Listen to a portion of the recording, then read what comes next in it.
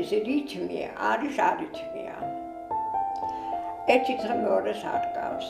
არის დღე, რომელიც სავსეა მუსიკით. არის ისეთი დღეები, როდესაც სევდა მომეძალება, მაშინ მშველის ბიბლიის კითხვა. დაკვირა დავიწყე 3 წლის ასაკში. 5 თუ 6 წლის ვიყავი, როდესაც შემიყვანეს ნიჭიერთა ატლეტში. ნიჭიერი ატლეტი მაშინ ახალი დაარსებული იყო და იქ ცოტა ბავშვი სწავლობდა, მაგრამ მართლა ძალიან ნიჭიერი. გიზე ამილაჯიბი, მარინე იაშვილი, ლევ ლაშენკო, დიმიტრი ბაშკიროვი, თამარ გაბარაშვილი. ძალიან საინტერესო იყო ჩვენი ცხოვრება, ბევრი კონცერტები გქონდა, რადიოში გამოსვლები. თითქმის 30 წელი ვიყავი მოსკოვის ეს კონცერტის ასე ვთქვათ წევრი. კონცერტებს ვუკრავდი დედამიწის 1/6 მასშტაბით, მაშინ ეს ქვეყანა ამხელა იყო. დაწყებული სახალინიდან, ესე იგი ბალტიისპირეთამდე, დასავლეთ უკრაინამდე, ჩრდილოეთ ყინულოვანი ოკეანიდან შუა აზიის რესპუბლიკებამდე, ტაიგა, ტუნდრა, მარხილებით მგზავრობა, ბევრი კონცერტი, ბევრი შეხვედრა, ბევრი მადლობა, საჩუქრები, ყვავილები.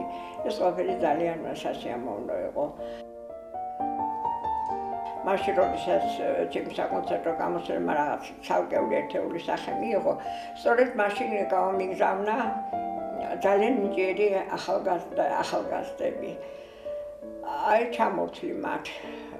სანდრო ალექსანდრე კანდელაკი კუკულაძე. დღეს ბარახოსის კონსერვატორიის ესპანეთში პროფესორი სუპერიორია. უკრავს, ლაურეატი არის საერთაშორისო კონკურსის, უკრავს ესპანეთში, ევროპაში, მასტერკლასებს ატარებს. ძალიან კარგი მუსიკოსი არის, სერიოზული კარგი მუსიკოსი. შემდეგ თეატრი გერმანიამი, რომელიც მოღვაწეობს საფრანგეთში, პარიზის რეგიონში, მარლი ლევაში, მან შექმნა ასოციაცია ქართული მარგალიტები. ამ ასოციაციის ფარგლებში ფუნქციონირებს მუსიკალური სკოლა, ეკოლ ხოჯავა სკოლა. ამ ასოციაციის, ასე ვთქვათ, განხრით მართავს კონცერტებს სხვადასხვა ქალაქებში, მოწაფეების კონცერტებს, იწერ დისკებს. ეხლა ხდება მისი 3 დისკის ტირაჟირება. გავიხსენებ გიორგი ხმალაძეს. მაშინ 15 თუ მეტი წელი მიმარჩაგინე. ამჟამად ის ვენის კონსერვატორიაში სწავლობს, ჩემი მოწაფის გიორგი ლაშაბიძის მოწაფე არის. გიორგი საერთაშორისო კონკურსების ლაურეატი, აქვს ძალიან დიდი რეპერტუარი, ძალიან სერიოზული, კარგი მუსიკოსია. დები მეირაბოები, კრისტინა და რეგინა, ისინი დუეტშიც უკრავენ და საორკესტროსაც. შაშან მაგალითად ამ დუეტმა საერთაშორისო კონკურსზე გრან-პრი მიიღეს. შაშან წინ რეგინამ ოქროს медаლი სოლო შესრულებაში. საერთოდ ძალიან აქტიურები არიან, ბევრს უკრავენ, ეხლა იწერენ დისკს ვაჟა აზარაშვილის დუეტები. ბოლოსთვის შემოვინახე გიორგი ლაშაბიძე, როგორც ამერიკელები წერენ, Great Georgian American pianist. გიორგიზე შეიძლება გავუჩერდათ ლაპარაკი. მოვიდა ჩემთან 18 წლის, უნიჭიერესი ახალგაზრდა, მაგრამ არანაირი პროფესიული საფუძველი მას არ გააჩნდა.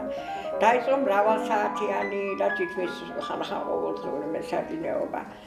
გიორგი გიგანტური ნაბიჯებით მიდიოდა წინ. და ქონდა ტრიუმფალური გამოსვლები, ჯანო კახიძესთან ახმანოვის მესამე კონცერტი, შოპენის 24 ეტუდი, უზარმაზარი რეპერტუარი შეიძინა ამ 7 წლის მანძილზე, რაც ჩემთან მეცადინეობდა. ეს რეპერტუარი მოიცავს საფორტეპიანო ლიტერატურის საკვანძო ნაწარმოებებს. გიორგი შესული იყო მსოფლიო ტოპ პიანისტების ერთ-ერთ სიაში. გიორგი შესულია ამერიკულ ორ გამოცემაში Who is Who in America. იგი უკრავს ამერიკაში, ევროპაში, აზიაში ძალიან დიდი წარმატებით. მის ერთ-ერთ დისკზე წერია, რომ ის უკრავს არაჩვეულებრივი შთაგონებით პოეტური აღმაფრენი, ისე როგორც დღეს არავინ.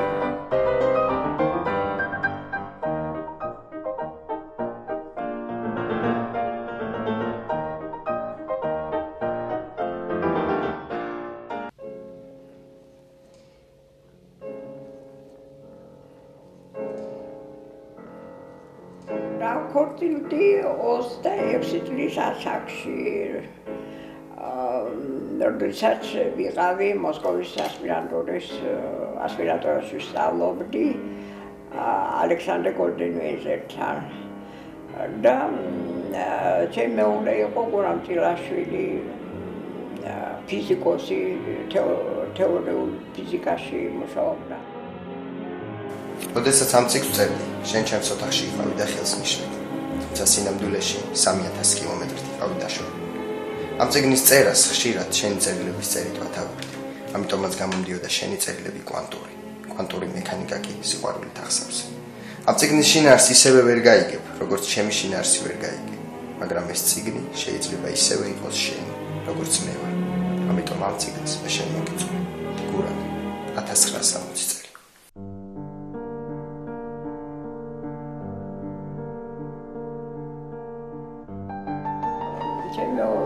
მეუღლე გახლავთ ოთარ სასოხაშვილი.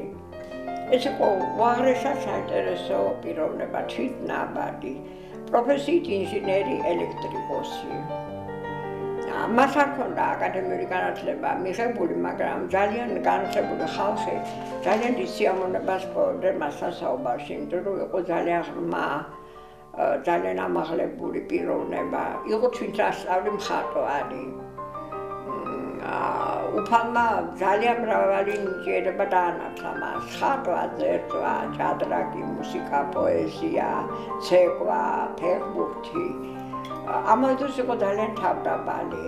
აი უკვიდან რატო კიდევ მე მის სურათებს კედლებზე და ჩემი მეგობრები, მხატვრები და ხელოვნებაცნები ძალიან მაღალი აზრის იყვნენ მის მხატვრობასა და სულ თავაზობდნენ გამოფენას, მაგრამ მასაკურელია ის ამისი წინააღმდეგი იყო. ოთარი რომ გავიჩანი, მე მივხვდი რომ მართალი არიან, როდესაც ამბობენ, რომ სამყაროში სულიერი ნაწილაკები ერთმანეთს ეძებენ, როცა პოვებენ ეს ბედნიერება არის. საერთოდ ჩვენი გაცნობა, ჩვენი შეხვედრა, 34 წლის ერთად ცხოვრება, მისი წასვლა ამ ქვეყნიდან, ყველაფერი მისტიკით არის მოცული. მე წინასწარ ვიცოდი, რომ მას უნდა შევხედროდი და ყველაფერი ეს კიდევ ერთხელ მართლობას იმაში, რომ ჩვენ ცხოვრობთ მეტაფიზიკურ სამყაროში.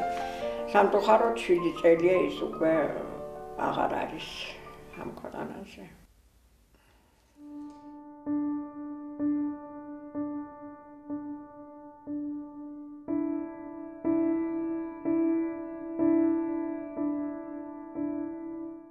ეს ოთახი ჩემთვის ძალიან ბევრს ნიშნავს. მე ამ ოთახს რა თქმა უნდა არაფერს არ გავცვლიდი. ეს ოთახი სავსეა მოგონებებით, სავსეა ამ ქვეყნიდან წასული ადამიანების აჩრდილებით. ოთარის სურათები, რომლის გარშეც მე ცხოვრება არ წარმომიდგენია. მე წამს რომ ნივთებს გააჩნია თავისი ენერგეტიკა.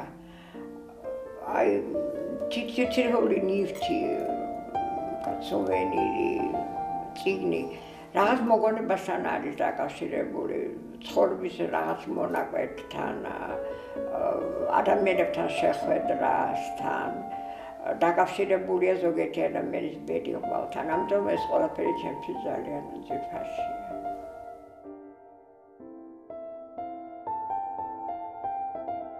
ოქტომბერში მე გავხსნები 82 წლის. მუსიკა არის ის, რაც მე დღეს მაძლევს ძალას, რომ ვიცხოვრო. მუსიკა ღვთისმშობლის ერთ-ერთი გზა არის. ხელოვნების სხვა დარგებს შორის მუსიკა ყველაზე უფრო კარგად გამოსცემს სამყაროს უსასრულობას, ტრანსცენდენტის შეგრძნებას. მე სრულიად დარწმუნებული ვარ იმაში, რომ ეს მუსიკა არის უფლისა და ადამიანის თანამშრომლობის, ასე ვთქვათ, შედეგი. წერ ნაშრომებს, როგორც სამეცნიეროს, ასევე პუბლიცისტიკას მოგონებებს და ვაქვეყნებ. დღემდე თანამშრომლობ მოსკოვის ჟურნალ მუსიკანტ კლასიკთან. დღემდე თანამშრომლობ ქართულ სამეცნიერო საქმისმეტყველო ჟურნალ რელიგიასთან. დღემდე თანამშრომლობ ქართულ ელექტრონულ მუსიკალურ ჟურნალთან, ეს კოლეგიის წევრი ვარ. თანამშრომლობ კომპოზიტორთა კავშირის ჟურნალ მუსიკასთან. დღემდე თანამშრომლობ გაზეთ რეზონანსი გალაქტიონთან.